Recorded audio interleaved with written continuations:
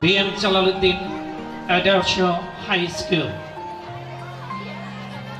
I thank all the guardians, students, teachers, and ladies and gentlemen. So, I really acknowledge your kind presence as you have sacrificed your valuable time to participate in today's program. At first, I like to convey this message that these institutions already we started this English program. I like to say this program today's, and I convey this message, and you will participate all the students.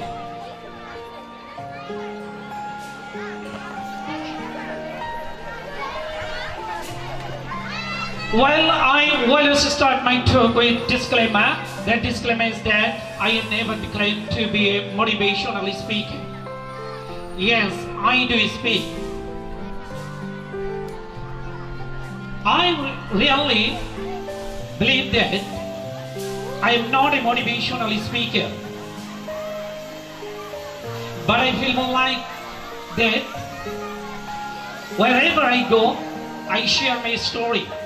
Tell a story of men and women who success in their life.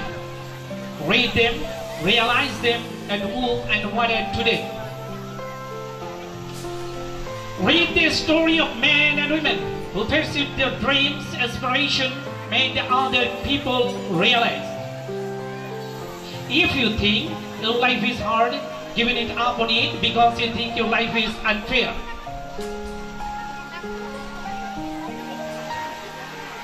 So, if you think this way, you are unfair.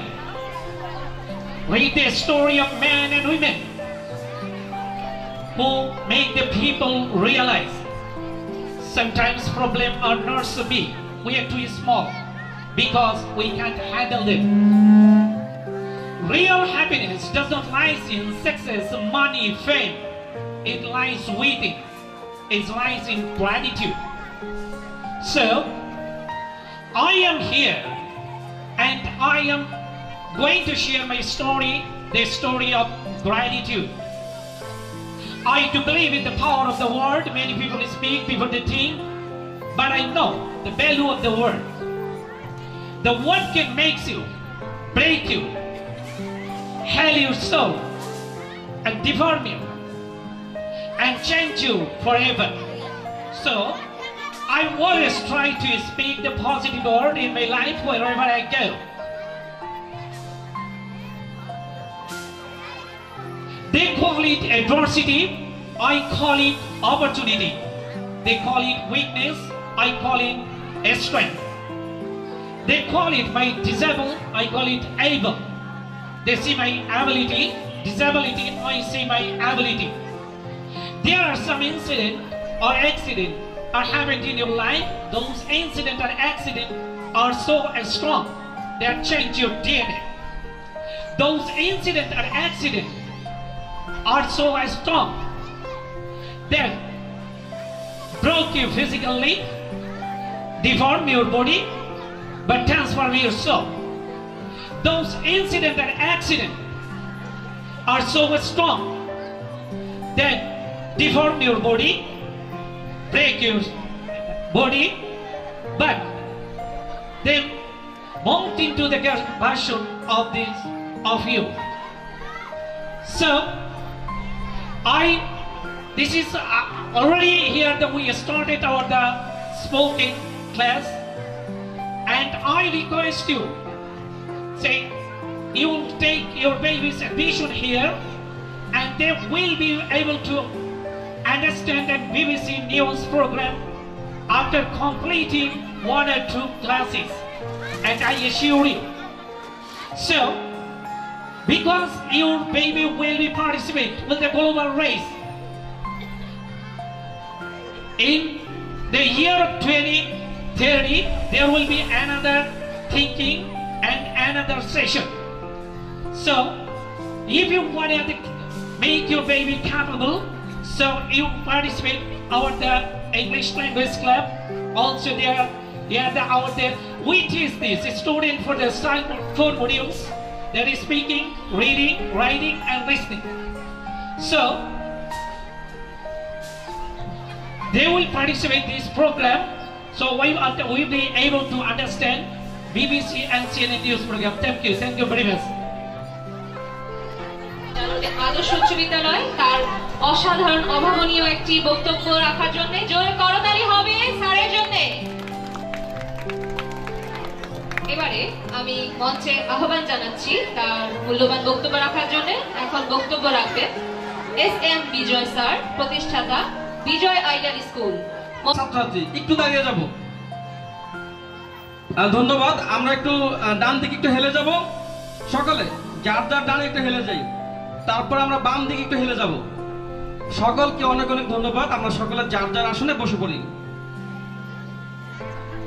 দীর্ঘদিন পরে আমি BM Jalaluddin আদর্শ উচ্চ বিদ্যালয়ের একটি প্রোগ্রামে আসলাম, class পার্টিতে।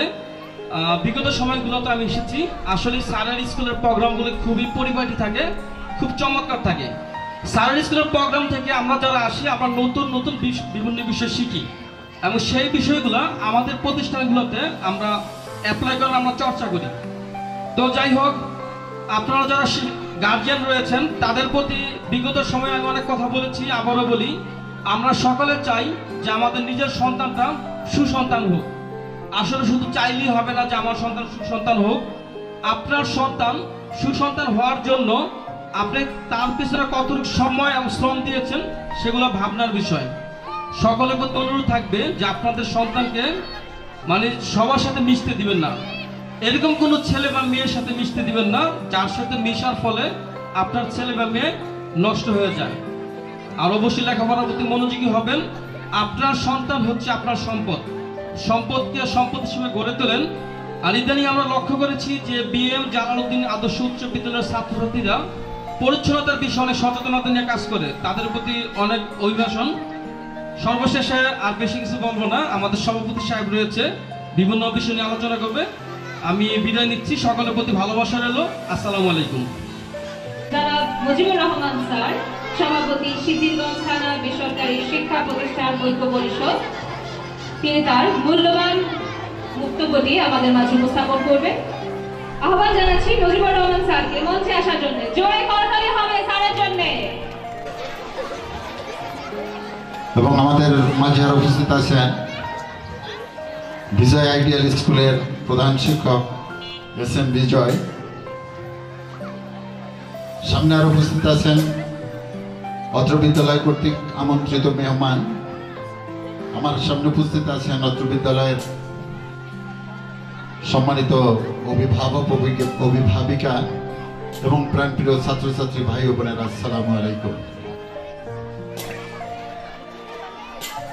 কিছুদিন আগেও আপনাদের মাঝে একটা প্রোগ্রামে এসেছিলাম।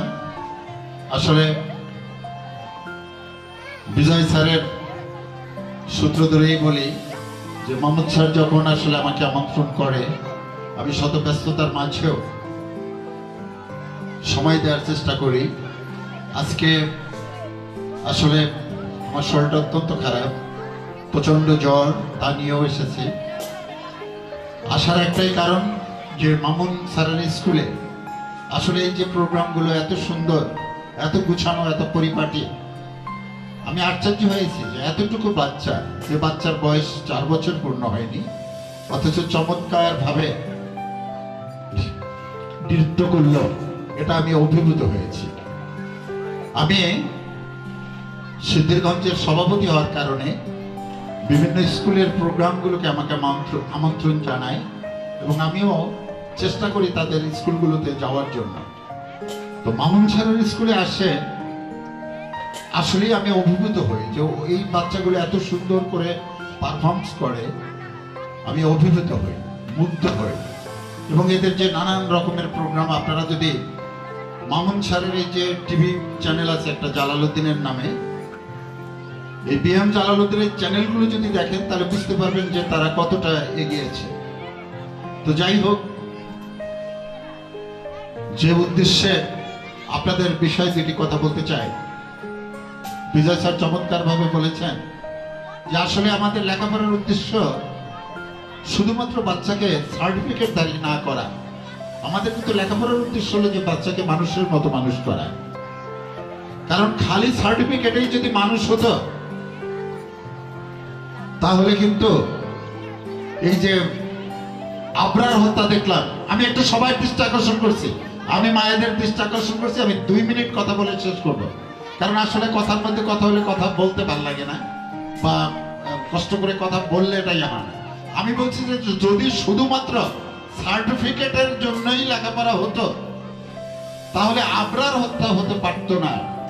আপনারা ভুলে যাননি, কিছুদিন আগে, কয়েক বছর আগে দেখা গেছে যে সেই বুয়েটের মতো জায়গায়, যেখানে বাংলাদেশের সর্বোচ্চ শিক্ষিত মানুষগুলো, সেখানে একটা ছেলেকে 18টা ছেলে এভাবে পিটালো, একটা ছেলে তার প্রতিবাদ করলো না। তাইলে কি শুধুমাত্র আমরা বলবো যে সার্টিফিকেট হলেই সে মানুষ হলো? অবশ্যই না, কারণ তাকে মানুষ করতে পারেনি। তো আমাদের সন্তানকে বিজয় স্যার বলছেন যে সময় দিতে হবে, আসলেই সময় দিতে হবে। আজকে সিদ্ধান্ত নিতে হবে, আজকে এই মুহূর্ত থেকে আপনি আপনার সন্তানকে কোথায় দেখতে চান, সে কি হবে, কোথায় কি করবে, আজকে যদি আপনি সিদ্ধান্ত নিতে পারেন তাহলেই কিন্তু আপনি সফল হবেন। আপনি সিদ্ধান্ত নেবেন। আমার এক বন্ধু আছে, সে তার বাচ্চাকে বলছে যে আমি প্রথম হাফেজ বানাবো, তারপরে ডাক্তার হবে। প্রথম হবে হাফেজ, এরপর ডাক্তার। অথচ সে বাচ্চার কোনো খোঁজ খবরই রাখে না। আজকে 3-4 বছর ধরে মাদ্রাসায় পড়াইতেছে, এখন পর্যন্ত 2 পারা কোরআন শরীফ মুখস্থ করাইতে পারেন না। আসলে আমরা যেটা আশা করব তার প্রতিফলন ঘটাইতে গেলে, আশা তো সবাই করে ডাক্তার হবে আমার বাচ্চা, আশা সবাই করে ইঞ্জিনিয়ার হবে, এটা কিন্তু আপনাকে ওই রকম শ্রম বাচ্চার পিছনে লেগে থাকতে হবে। অর্থাৎ আমি ডাক্তার হব, আমার বাচ্চাটা ডাক্তার হবে, ইঞ্জিনিয়ার হবে, ভালো কিছু হবে, এটা শুধু যদি আমি মুখে বলি তাহলে কিন্তু হবে না। আপনার বাচ্চার সঙ্গে যাতে আপনার সব সময় একটা চমৎকার সম্পর্ক, চমৎকার যাতে থাকে। অনেক মায়েরা আছেন, অনেক বাবারা আছেন যে সন্তান আপনাকে ভয় পায়, তাহলে কিন্তু সমস্যা। অর্থাৎ একটা বাচ্চা কোনো অবস্থাতেই আপনাকে যদি বন্ধু ভাবতে না পারে, আপনার কাছে যদি সব কথা না বলতে পারে, তাহলে কিন্তু আসলে বাচ্চার সঙ্গে আপনার যে বন্ধন সেটা কিন্তু খুব মজবুত হবে না। সুতরাং আপনি যা কিছু করেন আপনার সব সময় মনে রাখতে হবে যে আমার বাচ্চা আমার সবার উপরে। আমি এই বাড়ি, গাড়ি, টাকা পয়সা, ব্যাংক ব্যালেন্স কোনো কিছুর দরকার নেই, আপনার এটা খুব বেশি প্রয়োজন না। বিশেষ করে আমরা যারা মধ্যবিত্ত আছি, আমাদের জন্য সবচেয়ে বেশি দরকার হলো আমার সন্তানটাকে শিক্ষিত করে তোলা, আমার সন্তানটাকে সুনাগরিক হিসেবে তোলা, ভালো মানুষ হয়ে তোলা। ভালো মানুষ যদি না করতে পারি তাহলে কিন্তু ওই ধরনের ঘটনাগুলো ঘটতে থাকবে। আমাদের বাচ্চা শিক্ষিত হবে, তাকে আমরা পজিটিভ যে জিনিসগুলো আছে, যত পজিটিভ কথা আছে, এই কথাগুলো আমরা তাদের সঙ্গে শেয়ার করবো। আমরা নিজেরা ভালো হয়ে চললে তখন কিন্তু বাচ্চাদের আমরা ভালো করতে পারবো। আমি ওই আরেকদিন আপনাদের এই অনুষ্ঠানে বলছিলাম যে আমি নিজে বাচ্চাকে বললাম যে বাবা একটা ফোনটা, আমি বললাম যে ফোনটা রিসিভ করে বলো বাবা চার্জেতেই জানি কই গেছে। আমি বললাম আমার বাচ্চাকে তুমি ফোনটা রিসিভ করে বলো আব্বু বাসায় নাই, সে চার্জ দিয়ে জানি কোথায় গেল। এই বাচ্চার কাছে যদি আমি একটু পরে বলি তুমি সত্য কথা বলবে, বাচ্চা কি আসলে সম্ভব? আমরা যারা গাড়িতে চলাফেরা করি অনেক সময় দেখি যে ফোনটা রিসিভ করে বলে যে আমি অমুক জায়গায়, অথচ বাস ভোট দিল, সবাই শুনতেছে, সে বলতেছে আমি অমুক জায়গায়। তো আসলে আপনি নিজে ব্যাংকে টাকা দিতে জমা দিতে গিয়ে আপনি লাইন ভেঙে সামনে গেলে আপনার বাচ্চাকে শিক্ষা দিলে হবে না। কারণ এরপরে যদি আপনি তাকে ভালো হতে বলেন, সে কিন্তু আমাদের কাছ থেকে শিক্ষা নেবে। সুতরাং সংশোধনটা কিন্তু আমার দিয়ে হতে হবে, আমাকে দিয়ে হতে হবে। আমাদের প্রত্যেকটা ক্ষেত্রে, প্রত্যেকটা জায়গায় যদি আপনি নিজেকে সংশোধন করতে পারেন, আপনার যে গোলটা ওটা কিন্তু সঠিক হতে হবে। প্রত্যেকে আমি বলি, আজকে এই যে এখানে যারা আছে আপনারা এমন একটা স্কুলে পড়াচ্ছেন, আমি মামুন স্যার সম্বন্ধে পুরোপুরি জানি। এমনকি আমার নিজেরও একটা প্রতিষ্ঠান আছে, শিশু কানন হাই স্কুল, সেটা 32 বছর আগে অর্থাৎ 1993 সালে করেছি। এরপরে দেখা গেছে মামুন স্যার একটু পরে ফোন দেয়, স্যার একটু আসেন, আমরা এক জায়গায় বসে এটা নিয়ে একটু ডিসকাস করি কিভাবে কি করা যায়।